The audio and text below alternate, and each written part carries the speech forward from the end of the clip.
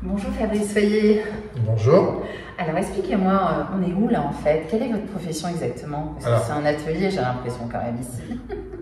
C'est la particularité du musée en fait. Ce musée, c'est un musée vraiment vivant. C'est-à-dire que vous êtes dans mon antre, vous êtes dans l'atelier de dominotier. C'est-à-dire que quand je suis pas en visite, mon premier métier, c'est guide conférencier.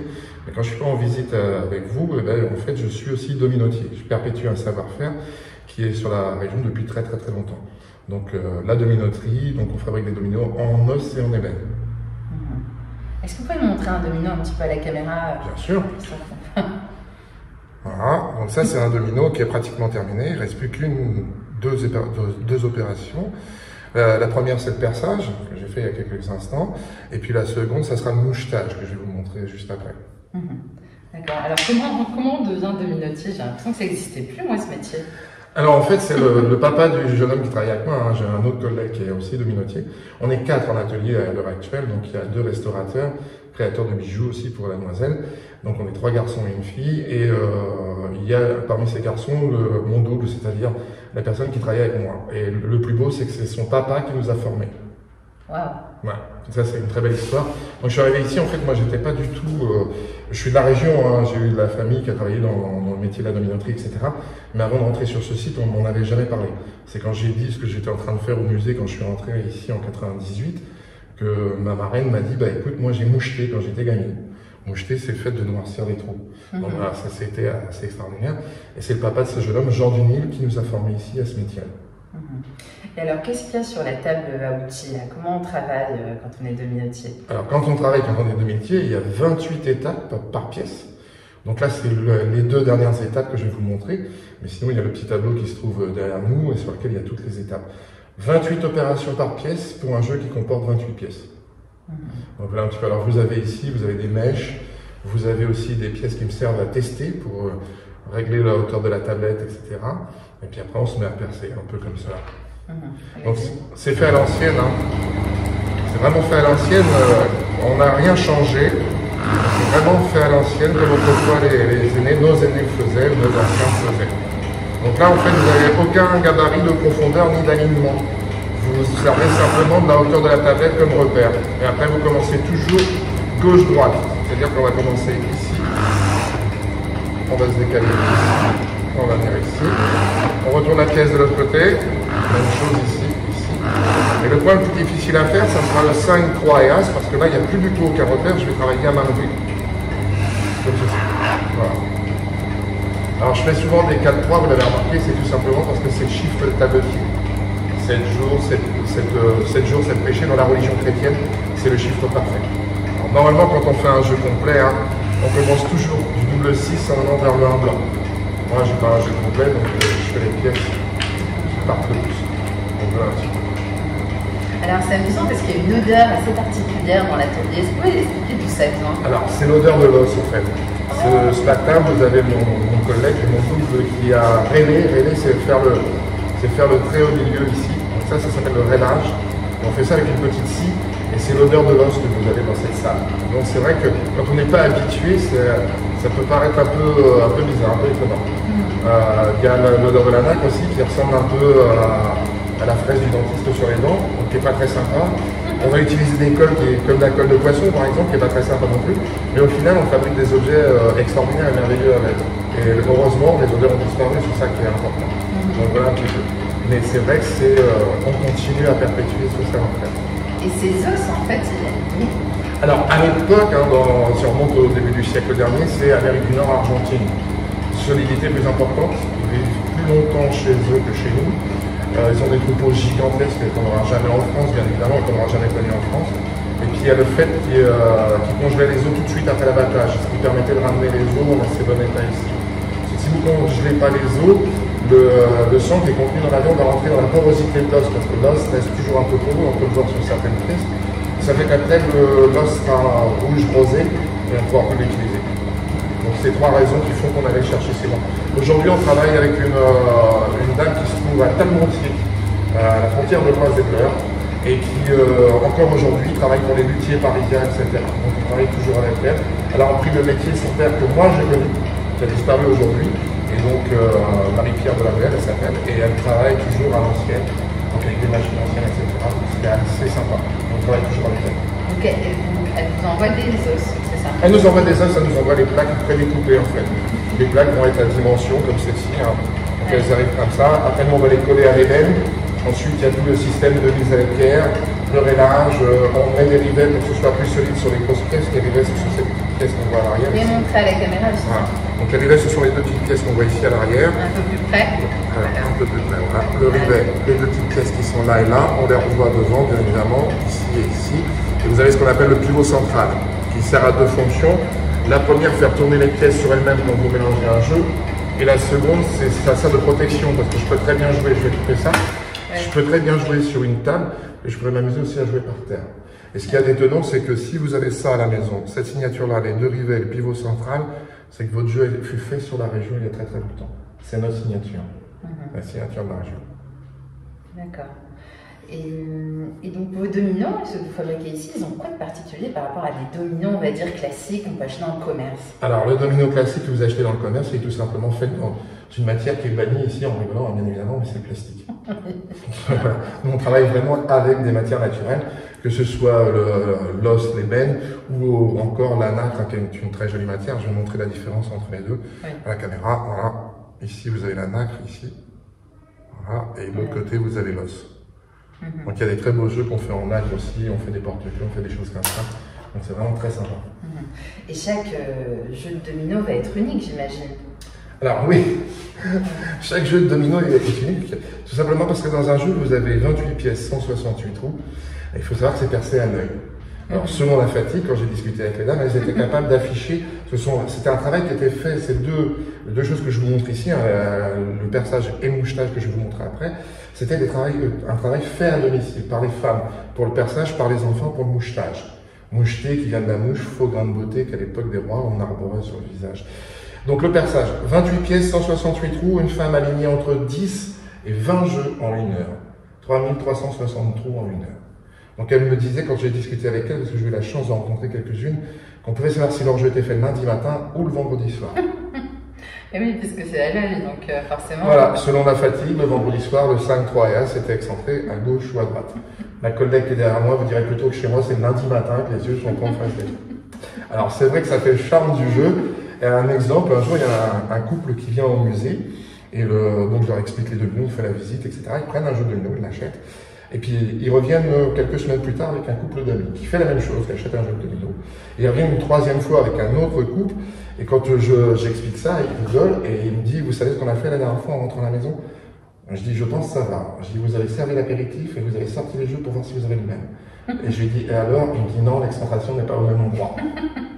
Oui, forcément. Exactement, donc vous avez pratiquement un jeu personnalisé, c'est ça qui est assez affolant. Et il y a un certificat d'authenticité avec? Toujours. Quand il y a des pièces, parce qu'on ne fait pas que les dominos, on fait aussi des bijoux, etc. Et il y a toujours un certificat d'authenticité qui va aller avec le jeu ou avec la pièce, même si c'est un petit bijou, vous aurez toujours le certificat. Et si jamais les personnes qui sont à l'accueil, ça arrive, ça peut arriver avec le monde, etc., qu'on oublie, il ne faut pas hésiter à le demander. Mais c'est garanti, effectivement. Et les gens qui viennent ici, vous avez eu des passionnés de domino, parce qu'il y en a. Hein. Oui, on a eu un monsieur qui nous a fait faire un jeu un peu spécifique, je vais vous montrer, je me lève 30 secondes. Oui. Voilà. Parce qu'il faut savoir, ce que les gens ignorent en fait, c'est qu'il existe des jeux différents. Vous avez le double 6 commun que tout le monde connaît, mais vous avez aussi le double 9 qu'on appelle chez nous le jeu anglais, qui fait 55 pièces. Et vous avez cette pièce qui est totalement rare, qui est un double 12. Ah, j'en ai et jamais qui vu. fait 91 pièces, je vous montre à la caméra, voilà. 91 pièces. Alors, depuis 22 ans que je suis ici, parce que je suis arrivé au musée quand même en 98, hein, je fais partie un peu des murs maintenant, des meubles. Le musée, il est ouvert quand? Alors, le musée est ouvert en mai 99 et officiellement a été inauguré en mai 2000. Ah oui, donc vous êtes vraiment avec les meubles. Voilà, je suis dans le jus depuis le début. Donc, voilà un petit peu. Alors, il faut savoir que des jeux de double 9, on en fabrique 3 ou 4 par an depuis 20 ans qui sont vendus à l'accueil. Et on a eu une seule commande en 22 ans d'un double 12, donc qui comporte 91 pièces. Et je pensais que c'était un collectionneur qui voulait un jeu un peu particulier. Et un jour, dans ma visite, j'ai eu la chance d'avoir le couple qui avait acheté le jeu. Et au moment où je disais, bah voilà, il y a un double 12, on en a fabriqué qu'un, c'était pour un collectionneur. La dame m'arrête et me dit, non, jeune homme, c'est simplement pour jouer tous les week-ends avec, c'est ce qu'on fait. Elle dit, c'est moi qui ai acheté le jeu pour mon mari. Ah, c'est drôle. Donc voilà un petit peu. Et c'est vrai que les gens ne connaissent pas ni le double 9, ni le double 12. Ouais, moi, j'avais jamais vu ça. Voilà. Donc, Alors, il y a une petite légende qui court sur la région, comme quoi un tabletier, dominotier, aurait 7 enfants et aurait fabriqué un jeu pour chacun de ses enfants. Double 6, double 7, double 8, double 9, double 10, double 11, double 12. Resteront le 7, 9 et 12. Mais ces jeux-là existent bien, c'est assez fort. Est-ce que vous pouvez expliquer, parce que quand même c'est un podcast aussi audio, c'est quoi ces double 6, double 12, double... Alors ce sont des jeux de domino qui sont pas communs, que peu de personnes connaissent. Avant de rentrer au musée, je connaissais le double 6 comme tout le monde. J'aurais jamais imaginé qu'il y avait un jeu de domino double 9 et un jeu de domino double 12. Oui, c'est vrai que c'est surprenant. Oui. Et l'histoire parce que je sais que vous êtes aussi guide conférencier, Oui. donc vous devez la connaître, l'histoire. L'histoire des dominos, c'est quoi? Qui a inventé ce jeu? Alors, le jeu de domino remonte si je ne me trompe pas, au XVIe siècle avant Jésus-Christ, et c'est un jeu divinatoire, en fait, chinois, et qui a été rapporté apparemment en Europe par les Espagnols, et auquel on rajoutera les Blancs, qui n'existaient pas à l'époque. Donc à quel siècle vous avez dit? XVIe siècle avant Jésus-Christ. Ah oui, ça date ça remonte un peu loin. longtemps. Ah oui, et c'est vrai qu'aujourd'hui, moi, pour ce que j'en connais, parce que je voyage pas mal normalement, enfin pas en époque de Covid, mais dans la Caraïbe, c'est incroyable. Oui. La folie qu'il y a autour des dominos, mais ça va de la Guadeloupe, en passant par la Martinique, par Cuba, enfin, c'est passionnel dans la rue. Vous voyez les petits papis qui jouent des fois. Tout à fait, et ils c'est jouent comme ça. Voilà. Vous savez pourquoi? Mais non, justement, j'ai jamais compris. Pour moi, les dominos, je sais ce que j'aime dans la Caraïbe, c'est un jeu très très zen pour les petits papis mamies en maison de retraite, voire pour les enfants. Mais jamais j'avais vu ça. Alors pourquoi? J'ai jamais osé leur demander, ils étaient un peu énervés. Donc j'avais vu un reportage de Jean-Pierre Pernaut, mais pas jusqu'au bout. C'est intéressant. Et en discutant un jour avec un ami qui habite en bas de chez moi, il est Martinique. Alors il me dit, tiens, je viens d'arriver, viens prendre le petit feu, d'accord, j'y vais et tout.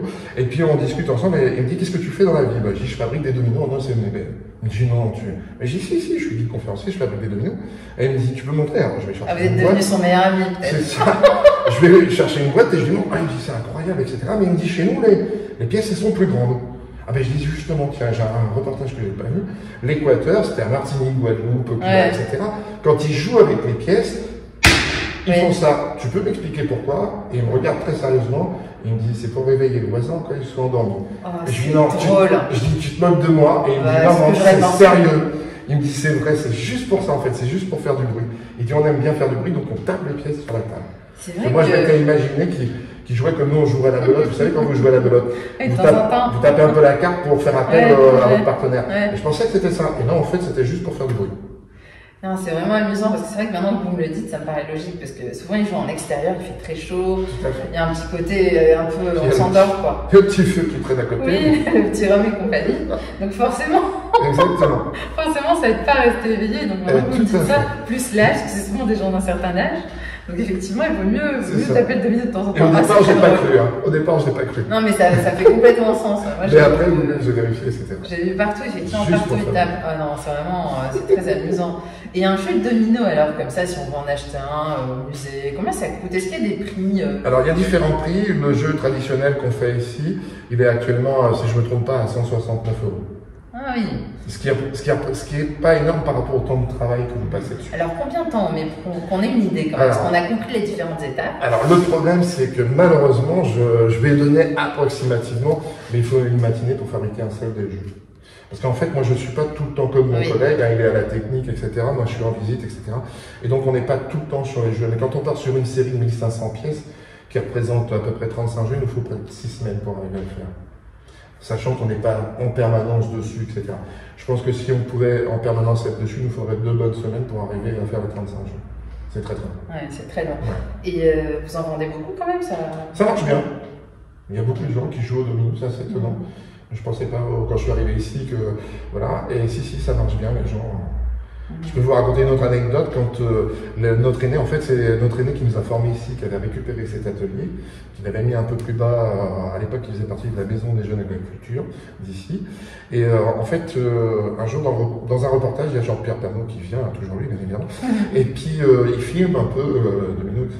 Et il y a une dame qui se trouve à plus de 400 km, qui prend sa voiture, qui téléphone à l'aîné en question, à Jean, et lui dit voilà, j'aimerais bien vous rencontrer, j'aimerais bien acheter un jeu de domino.